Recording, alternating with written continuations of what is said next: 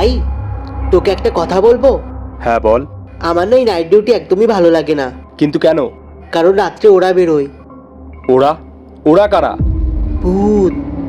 ভূত? আরে ভাই, তুই কোন যুগে বসবাস করছিস?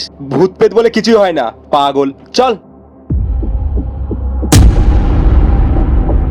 রাম রাম রাম রাম রাম রাম রাম রাম রাম রাম রাম রাম আরে তোর আবার কি হলো? রাম রাম রাম রাম রাম কি হলো বল? ভূত।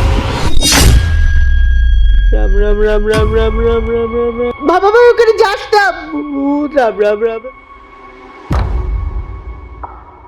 আমি কি কোনো সাহায্য করতে পারি?